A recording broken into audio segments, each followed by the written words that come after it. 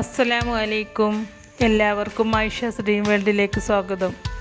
ഇന്ന് ഞാൻ വന്നിട്ടുള്ളത് ഒരു മാഞ്ഞാലി ചിക്കൻ ബിരിയാണിയുടെ റെസിപ്പിയുമായിട്ടാണ്. ഈ ബിരിയാണിക്ക് ഗ്രേവി വേറെയും, അതായത് ബിരിയാണി മസാല വേറെയും ചോറ് വേറെയും ആയിട്ട് ഉണ്ടാക്കിയിട്ട് രണ്ടും കൂടി ഒരുമിച്ച് വിളമ്പിയെടുക്കുകയാണ് ചെയ്യുന്നത്. പിന്നെ ഇതിന് ദം ചെയ്തെടുക്കുന്ന പരിപാടിയൊന്നുമില്ല കേട്ടോ. ഇതൊക്കെയാണ് മാഞ്ഞാലി ബിരിയാണിയുടെ പ്രത്യേകത. നല്ല ടേസ്റ്റിയായ വളരെ ഫേമസ് ആയിട്ടുള്ളൊരു ബിരിയാണിയാണ് കേട്ടോ ഈ മാഞ്ഞാലി ബിരിയാണി. അതുമല്ല, പെട്ടെന്ന് ചെയ്തെടുക്കാനും പറ്റും. അപ്പോൾ ഇതെങ്ങനെയാണ് ഉണ്ടാക്കുന്നത് എന്ന് നോക്കാം.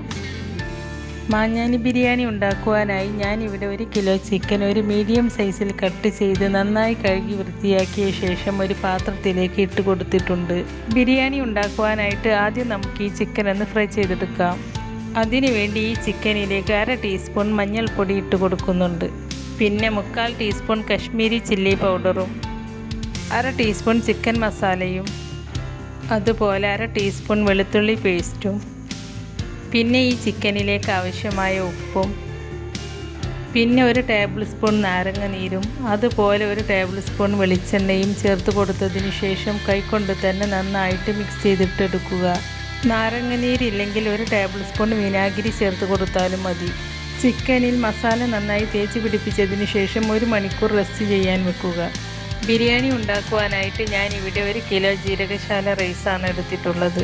ഈ റൈസ് ഒന്ന് സോക്കാവാൻ വേണ്ടി 1/2 മണിക്കൂർ വെള്ളം ഒഴിച്ച് വെക്കണം. 1/2 മണിക്കൂറിന് ശേഷം ഈ റൈസ് വെള്ളത്തിൽ നിന്നും ഊറ്റിയെടുത്ത് നല്ല തിളക്കുന്ന വെള്ളത്തിലിട്ട് വേവിച്ചെടുക്കണം. ഇനി നമുക്ക് ചിക്കൻ മസാല ഉണ്ടാക്കുവാനുള്ള ഗരം മസാലകളെല്ലാം ഒന്ന് പൊടിച്ചെടുക്കാം. അതിനു വേണ്ടി ഞാനിവിടെ 3 പീസ് കറുവപ്പട്ടയും 1 ടീസ്പൂൺ വലിയ ജീരകവും അതുപോലെ 1 ടീസ്പൂൺ കുരുമുളകും പിന്നെ കുറച്ച് ഏലക്കയും അതുപോലെ കുറച്ച് ഗ്രാമ്പൂവും പിന്നെ 1 തക്കോലവും എടുത്തിട്ടുണ്ട്. ഇതെല്ലാം ഒരു പാനിൽ വെച്ച് ചെറുതായിട്ടൊന്ന് ചൂടാക്കിയെടുക്കുക. ചൂടാക്കിയെടുക്കുമ്പോൾ ഇതെല്ലാം ഒന്ന് നന്നായിട്ട് പൊടിഞ്ഞു കിട്ടും. ഇനി നമുക്കിത് ഒരു മിക്സിയുടെ ജാറിലിട്ട് പൊടിച്ചെടുക്കാം. മസാലകളൊക്കെ നന്നായി പൊടിഞ്ഞ് കിട്ടിയിട്ടുണ്ട്. ഇനി ഞാനിവിടെ മസാല ഉണ്ടാക്കാനായിട്ട് 3 തക്കാളിയും പിന്നെ കുറച്ച് വെളുത്തുള്ളിയും 2 ചെറിയ പീസ് ഇഞ്ചിയും അതുപോലെ 2 പച്ചമുളകും എടുത്തിട്ടുണ്ട്. പിന്നെ ഞാനിവിടെ ഒരു മീഡിയം സൈസിലുള്ള 4 സവാള കട്ട് ചെയ്തതും എടുത്തിട്ടുണ്ട്. ഇനി നമ്മൾ നേരത്തെ ഗരം മസാല പൊടിച്ചെടുത്ത മിക്സിയുടെ ജാറില്ലേ, അതിലേക്ക് ഇഞ്ചിയും വെളുത്തുള്ളിയും പച്ചമുളകും ഇട്ട് കൊടുക്കാം. എന്നിട്ട് ഇതെല്ലാം കൂടി ഒന്ന് ക്രഷ് ചെയ്തെടുക്കാം. ഇപ്പോൾ ഞാൻ ഇതെല്ലാം ഒന്ന് ക്രഷ് ചെയ്തെടുത്തിട്ടുണ്ട്. 1 മണിക്കൂറിന് ശേഷം ചിക്കൻ ഫ്രൈ ചെയ്തിട്ടെടുക്കാം. ചിക്കൻ ഫ്രൈ ചെയ്യാനായിട്ട് ഞാനിവിടെ ഒരു ചീനച്ചട്ടി അടുപ്പത്ത് വെച്ചിട്ടുണ്ട്. അതിലേക്ക് ചിക്കൻ ഫ്രൈ ചെയ്യാൻ ആവശ്യമായ വെളിച്ചെണ്ണ ഒഴിച്ച് കൊടുക്കാം. ചൂടായ എണ്ണയിലേക്ക് നമ്മൾ മസാല തേച്ച് റെഡിയാക്കി വെച്ച ചിക്കൻ ഓരോന്നായി ഇട്ട് കൊടുക്കാം. ചിക്കൻ ഇട്ട് കൊടുത്തതിന് ശേഷം ഫ്ലെയിം കുറച്ച് വെച്ച് ചിക്കൻ വേവിച്ചെടുക്കാം. ചിക്കൻ നന്നായിട്ട് തന്നെ വേവിച്ചെടുക്കണം. ഇപ്പോൾ ചിക്കൻ്റെ ഒരു ഭാഗം നന്നായിട്ട് വെന്ത് വന്നിട്ടുണ്ട്. ഇനി നമുക്ക് തിരിച്ചിട്ട് കൊടുക്കാം. ഇപ്പോൾ ചിക്കൻ്റെ 2 ഭാഗവും നന്നായിട്ട് വെന്ത് കിട്ടിയിട്ടുണ്ട്. ഇനി നമുക്ക് ചിക്കൻ എണ്ണയിൽ നിന്നും എടുത്തു മാറ്റാം. എണ്ണയിൽ നിന്നും ചിക്കൻ എടുത്ത് മാറ്റിയതിന് ശേഷം ഒരു പ്ലേറ്റിലേക്ക് ഇട്ട് കൊടുത്തിട്ടുണ്ട്. ഇനി നമുക്ക് ബാക്കിയുള്ള ചിക്കനും ഇതുപോലെ ഫ്രൈ ചെയ്തെടുക്കാം. ഇപ്പോൾ ചിക്കൻ മുഴുവനും ഫ്രൈ ചെയ്തെടുത്തിട്ടുണ്ട്. ഇനി നമുക്ക് മസാല ഉണ്ടാക്കി തുടങ്ങാം. ചിക്കൻ ഫ്രൈ ചെയ്തെടുത്ത അതേ എണ്ണയിലേക്ക് തന്നെ 4 മീഡിയം സൈസിലുള്ള സവാള നീളത്തിൽ കട്ട് ചെയ്തത് ചേർത്ത് കൊടുക്കാം. സവാള നന്നായിട്ടൊന്ന് വഴന്നു വരാൻ വേണ്ടിയിട്ട് അതിലേക്ക് 1/2 ടീസ്പൂൺ ഉപ്പ് ചേർത്ത് കൊടുക്കുന്നുണ്ട്. ഉപ്പ് ചേർത്ത് കൊടുത്തതിന് ശേഷം സവാള നന്നായിട്ടൊന്ന് വഴറ്റിയെടുക്കാം. ഇപ്പോൾ സവാള ചെറുതായിട്ടൊന്ന് വഴന്നു വന്നിട്ടുണ്ട്. ഈ സമയത്ത് നമ്മൾ നേരത്തെ ക്രഷ് ചെയ്ത് വെച്ച ഇഞ്ചിയും വെളുത്തുള്ളിയും പച്ചമുളകും ചേർത്ത് കൊടുക്കാം. എന്നിട്ട് ഇതെല്ലാം കൂടി ഒന്ന് നന്നായിട്ട് വഴറ്റിയെടുക്കണം. ഇപ്പോൾ ഇതെല്ലാം ഒന്ന് നന്നായി വഴന്നു വന്നിട്ടുണ്ട്. ഈ സമയത്ത് 3 തക്കാളി നീളത്തിൽ അരിഞ്ഞത് ചേർത്ത് കൊടുക്കാം. തക്കാളിയുടെ കൂടെ തന്നെ കുറച്ച് കറിവേപ്പിലയും ചേർത്ത് കൊടുക്കുന്നുണ്ട്. കറിവേപ്പില കുറച്ചധികം തന്നെ ചേർത്ത് കൊടുക്കണം കേട്ടോ. ഇനി ഇതെല്ലാം ഒന്ന് നന്നായിട്ടൊന്ന് മിക്സ് ചെയ്തിട്ടെടുക്കാം. ഇനി നമുക്കിതൊന്ന് അടച്ച് വെച്ച് വേവിച്ചെടുക്കാം. തക്കാളിയും സവാളയും നന്നായിട്ട് സോഫ്റ്റായി വേവാൻ വേണ്ടിയിട്ടാണ് ഇങ്ങനെ അടച്ചു വെക്കുന്നത്. ഇനി നമുക്കിത് തുറന്ന് നോക്കാം. ഇപ്പോൾ കണ്ടില്ലേ, തക്കാളിയും സവാളയും നന്നായി സോഫ്റ്റായി വെന്ത് കിട്ടിയിട്ടുണ്ട്. ഇനി നമുക്കിതിലേക്ക് വേണ്ട പൊടികൾ ചേർത്ത് കൊടുക്കാം. 1/2 ടീസ്പൂൺ മഞ്ഞൾപ്പൊടിയും 3/4 ടീസ്പൂൺ മുളക് പൊടിയും അതുപോലെ 3/4 ടീസ്പൂൺ ചിക്കൻ മസാലപ്പൊടിയുമാണ് ഞാൻ ഇതിലേക്ക് ചേർത്ത് കൊടുക്കുന്നത്. ഇനി നമുക്ക് ഈ പൊടികളുടെ പച്ചമണമൊക്കെ പോകുന്നത് വരെ നന്നായിട്ടൊന്ന് മിക്സ് ചെയ്തിട്ടെടുക്കുക.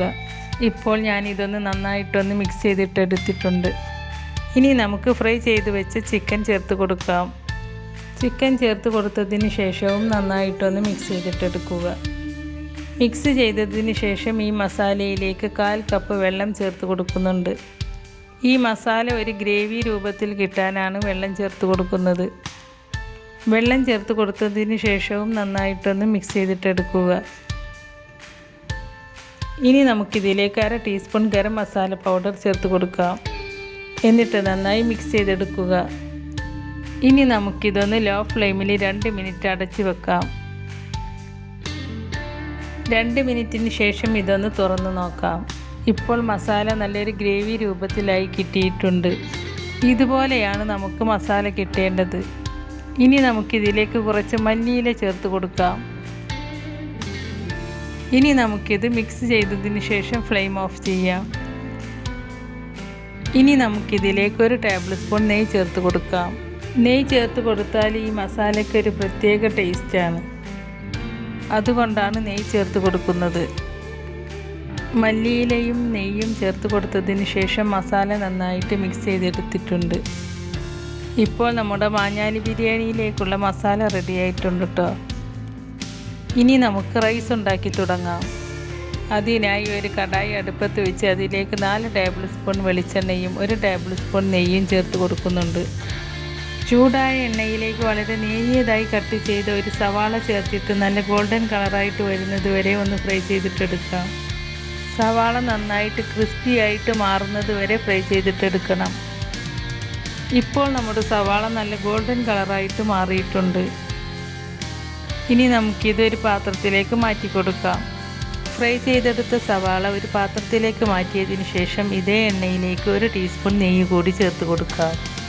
നെയ്യ് ചൂടായിട്ട് വരുമ്പോൾ അതിലേക്ക് 4 ചെറിയ പീസ് കറുവപ്പട്ടയും കുറച്ച് ഏലക്കയും അതുപോലെ കുറച്ച് ഗ്രാമ്പുവും ചേർത്ത് കൊടുക്കാം. ഇനി നമുക്ക് റൈസ് വേവാനുള്ള വെള്ളം ഒഴിച്ച് കൊടുക്കാം. നമ്മളിവിടെ 250 ml കപ്പിൽ 4 കപ്പ് റൈസാണ് എടുത്തിട്ടുള്ളത്. അതുകൊണ്ട് 1 കപ്പ് റൈസിന് 2 കപ്പ് വെള്ളം എന്ന തോതിൽ ഇതിലേക്ക് ഞാൻ 8 കപ്പ് വെള്ളം ചേർത്ത് കൊടുത്തിട്ടുണ്ട്. ഇനി നമുക്ക് റൈസിന് ആവശ്യമായ ഉപ്പ് ചേർത്ത് കൊടുക്കാം.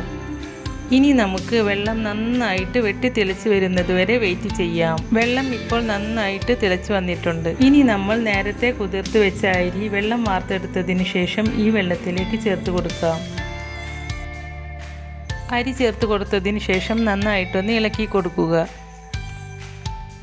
ഇനി നമുക്ക് റൈസ് പരസ്പരം ഒട്ടിപ്പിടിക്കാതെ കിട്ടാൻ വേണ്ടിയിട്ട് 1/2 ചെറുനാരങ്ങയുടെ നീര് ചേർത്ത് കൊടുക്കാം.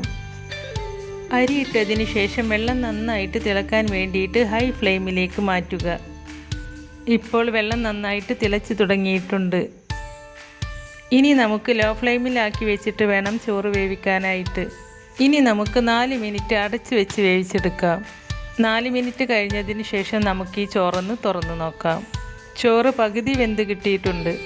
ഈ സമയത്ത് ഒരു ക്യാരറ്റ് ഗ്രേറ്റ് ചെയ്തത് ചേർത്ത് കൊടുത്തിട്ട് ഈ ചോറൊന്ന് മിക്സ് ചെയ്തിട്ടെടുക്കാം. ക്യാരറ്റ് ഗ്രേറ്റ് ചെയ്തിട്ട് ചേർക്കുമ്പോഴാണ് ഈ ചോറിന് ഒരു ലൈറ്റ് യെല്ലോ കളർ കിട്ടുക. ക്യാരറ്റ് ചേർത്ത് മിക്സ് ചെയ്തതിന് ശേഷം വീണ്ടും നമുക്ക് ഈ റൈസ് അടച്ച് വെച്ച് 2-3 മിനിറ്റ് ലോ ഫ്ലെയിമിൽ വേവിച്ചെടുക്കാം. 3 മിനിറ്റിന് ശേഷം നമുക്കിതൊന്ന് തുറന്ന് നോക്കാം. ഇപ്പോൾ നമ്മുടെ റൈസിൽ ഏകദേശം വെള്ളമൊക്കെ വറ്റി വെന്ത് കിട്ടിയിട്ടുണ്ട്. ഇനി നമുക്കിതൊന്ന് മിക്സ് ചെയ്തിട്ടെടുക്കാം. ചോറിലെ മുഴുവൻ വെള്ളവും വറ്റി കിട്ടാൻ വേണ്ടിയിട്ട് 1 മിനിറ്റ് കൂടി ഞാൻ അടച്ച് വെക്കുന്നുണ്ട്. 1 മിനിറ്റിന് ശേഷം നമുക്കിതൊന്ന് തുറന്ന് നോക്കാം. ഇപ്പോൾ ചോറിലെ വെള്ളമൊക്കെ വറ്റി ചോറ് നന്നായി വെന്ത് കിട്ടിയിട്ടുണ്ട്. കണ്ടോ, ചോറ് പരസ്പരം ഒട്ടിപ്പിടിക്കാതെ തന്നെ കിട്ടിയിട്ടുണ്ട്. അപ്പോൾ നമ്മുടെ റൈസ് ഇവിടെ റെഡി ആയിട്ടുണ്ട് കേട്ടോ. ഇനി നമുക്ക് ഈ മാഞ്ഞാലി ബിരിയാണി എങ്ങനെയാണ് സെർവ് ചെയ്യുന്നത് എന്ന് നോക്കാം. ബിരിയാണി സെർവ് ചെയ്യാൻ ഞാനൊരു ബൗൾ എടുത്തിട്ട് അതിലേക്ക് നേരത്തെ ഫ്രൈ ചെയ്ത് വെച്ചിട്ടുള്ള കുറച്ച് സവാള ചേർത്ത് കൊടുക്കുന്നുണ്ട്. പിന്നെ അതിൻ്റെ മുകളിലേക്ക് കുറച്ച് മല്ലിയില അരിഞ്ഞതും കൂടി ചേർത്തതിന് ശേഷം നമ്മൾ ഉണ്ടാക്കി വെച്ച ചോറ് ഇതിലേക്ക് വിളമ്പിയെടുക്കാം.